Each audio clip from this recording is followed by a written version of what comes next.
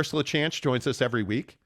Oh, come on. See, but then Harris does stuff like, listen, he shows up on the show, which is fine. But then he wears is that a Boston Red Sox hat, Mr. LaChance? Hey, you know it, man. Go Red Sox. That a boy. What's up? Good to see you, my man. Let's how is the body feeling? Like I gotta believe that here we are on October 12th. How's the body feeling? You're midway through the football season. You feeling good? Yeah, I'm feeling healthy as a football player can feel. We're all a little beat up, a little tired, a little sore, but that's how it's going to feel in the middle of the season, right? We're used to that. So we're making it, brother. We're making it. Well, hey, a couple of things I want to ask you about. I did not get to ask you about the wagon wheel at center at the 50-yard line 2 weeks ago. That was really cool to see you. I don't know, what were you doing mentally there? Like it was interesting to see you standing there, and I've seen the video and I've seen all the pictures. Were you reminiscing? Were you thinking, like, what was going through your mind when you were chilling with the wagon wheel? Well, when I was rolling it out there, I was thinking, man, this thing's a little bit harder to roll than you'd think.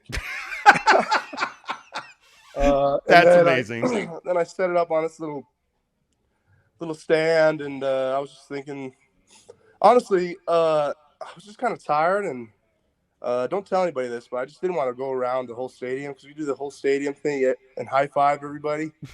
I just didn't want to do that. I was so tired. So that's why I was there alone. And so that's what happened. And I just sat there, and it was awesome, man. It was great to have that wagon wheel back. And they, we aren't going to play them for a long while. So it was good to keep that wagon wheel here. Do you find yourself at all reminiscing about your career? I mean, you're obviously you're playing in some big games. I mean, you're playing in some big moments. This is such an important time. But for you personally, you as an individual, and I know you hate when I ask you questions about being an individual, but as an individual, do you find yourself reminiscing? Do you find yourself soaking things in now as you're in the twilight of your time at BYU? Yeah, I try not to for the most part because – yeah, I mean, it's been a long road, and I love it so much. But at the same time, you're right, man. Like, it is the middle of my senior season, and sometimes I do think, and I'm grateful, and I think, man, I'm never going to get these times back. You know what I mean? And that really hits me deep, man. It really does. Yeah, I would imagine so. As we visit with Harris LaChance on the Monty Show, I just think, you've done so much, dude. Like, I mean, you've had such a good football career, your football life. I mean, from my perspective, what do I know? I just talk to you once a week. It's not like I know you, but it seems like, you've had a really good career, whether that be high school, at BYU. I mean, you've really accomplished some things, man. Like, are you proud of that? Are you prideful about your football career? I'm grateful. I've been very blessed. I've been very fortunate to have a lot of things go my way, and I'm still trying to do the best I can and go as far as I can. Yeah. So yeah, like you can reminisce, but there's the way I see it. Also, there's a lot more to get done. Yes. I'm not finished, so that's how I feel. But you're right. Sometimes I think, man, I'm very blessed, man. I very am. Yeah, and I certainly don't mean to put it in the light of, oh, hey, your career's over, dude. Like, how'd it go? Know, yeah. Like, that's absolutely not what I meant. But I just think I remember, when we decided to have you on the show, and you're like, yeah, sure, let's do it. Like, looking at the things you've done, you've had a hell of a career. But then, I fast forward you to Allegiant Stadium last weekend with Notre Dame.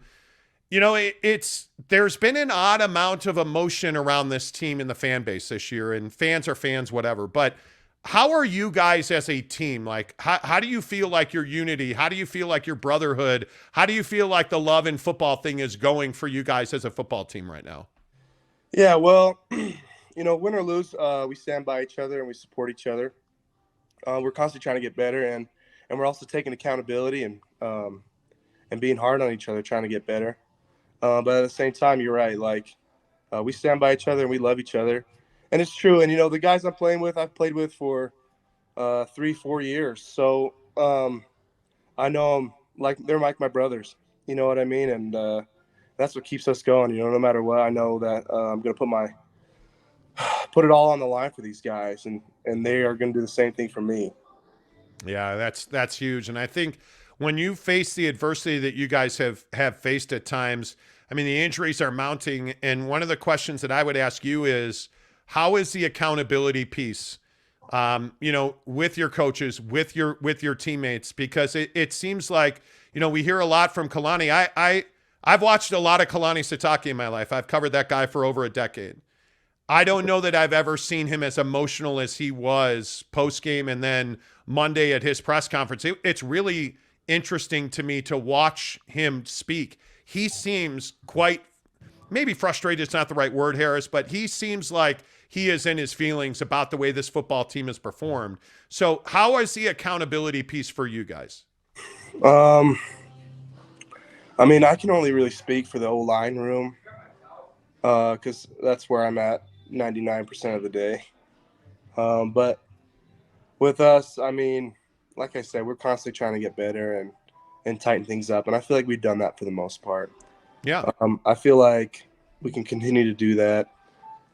Other things we understand are out of our control, and we can just, in different position rooms, we know that they're going to handle it the best they can and do those things, and we're going to handle it the best we can. And that's the goal, is do that and come together and play better to win those big games. And Harris, I think one of the things that I've really noticed is it feels like the right side of the line, which you may know a thing or two about. You and Kingsley, it seems like you guys have built some chemistry there. And the hard part for me is you guys, obviously you have this rotation going on. And I just feel like Chris, you look at the way Chris is running right now, Christopher Brooks, he is running well behind you. Like I pay attention to the way you play in the job that you're doing. I feel like when he runs to the right, he can be confident in the turn. He can be confident in the alley to be there. How have you guys graded out? How have you specifically graded out in that Notre Dame game? Because I feel like you had some really solid moments in that game.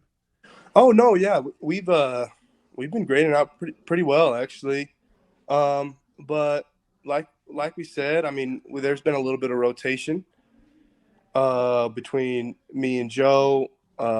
Sometimes in other positions like tackle and stuff, and we're just trying to get the right fit. And like we said at the beginning of the season, there's more than 5 guys that could play on this line, and that's true. We've got a lot of great guys in this room, and I think we're still trying to progress through that and see who can play. Maybe try Joe at center and things like that. So we're working through it, and I think it's been pretty good, man. Playing O-line is a 5 guy job. So you got to be in it for the team, be in it for the line. Yeah. Well, you guys need to be an amoeba. You need to move as one. You know what Yes. I'm saying? Like the other thing that I think is fabulous, dude, is I really give you a lot of credit. This switch inside, I don't believe that it's an easy move to make. I've seen it probably successfully maybe 3 times in my life, and it's always been in the NFL. But I think your athleticism, your ability to move to the second level, and we've talked about the throwbacks and your soul snatching of guys at the goal line. I think the way that you have used your athleticism to make that transition, have you been happy with the way you've performed? Have you liked what you've seen on tape since you moved to guard?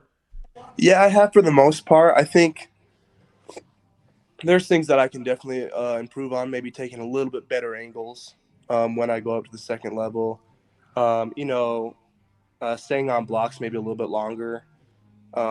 It's harder at guard when they're lined up more tight to you. And anyway, things like little nuances like that. I'm still trying to work on and improve on. And it's different at guard, and it takes a little time.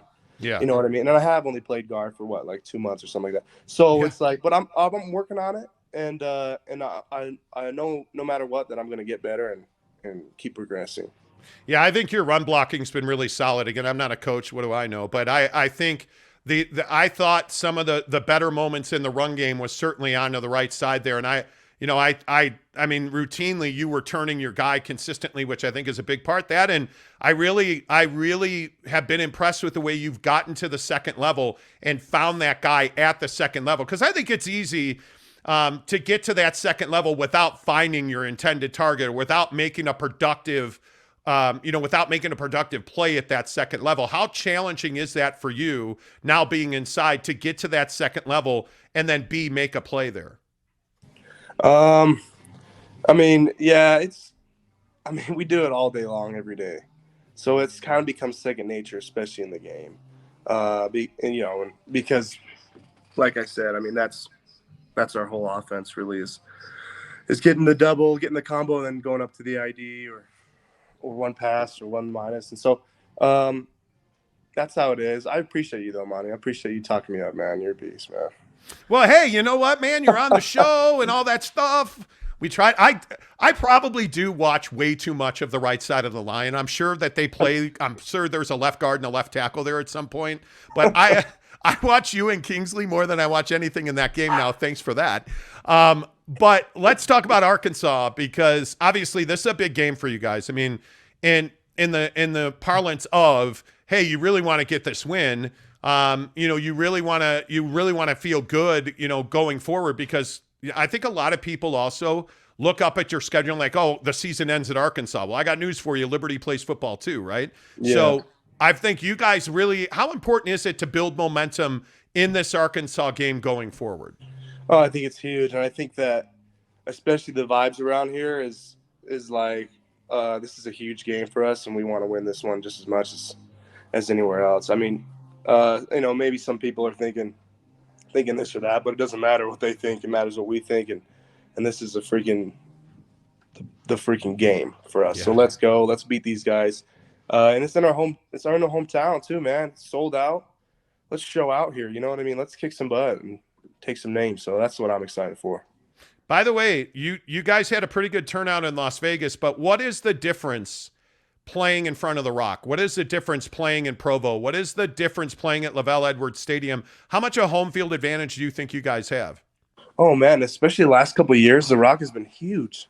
I mean, they get so loud these days, man. It's crazy. And you can look at the stats. I mean, there's like the opposing team's offense will have like double-digit penalties. I mean, it's crazy, man. It's awesome. It's huge. Yeah, and so when you look at Arkansas defensively, what do they do? Are you expecting more of that, twist stunt move? Or what are you looking for in Arkansas? No, so they actually play pretty straight up here. Some games we've seen them play a lot of even front, mostly all even front, and other games they played a lot of mostly odd front. But a lot of stunts and blitzes we don't see too much of. They're pretty big, athletic guys, so I don't think that they have to do a lot of those things that maybe another team would, so to speak, up front, because they have some good guys. So so far they've been playing. I've seen them play pretty straight up, and it should be good. I think so. So is that better for you guys? Do you prefer straight up? Like, what do you? I mean, how does that impact the way you guys prepare? Yeah. I mean, every team's different the way they play, and what do I prefer? I don't know. I don't know. I prefer being ready for anything and then going out there and executing. Man, Harris LaChance for political office. That was a very good answer, sir. I'm ready for anything. Who knew?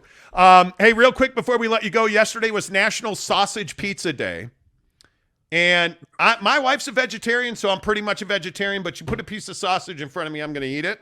Do you have a preference? Like, what kind of pizza guy are you? I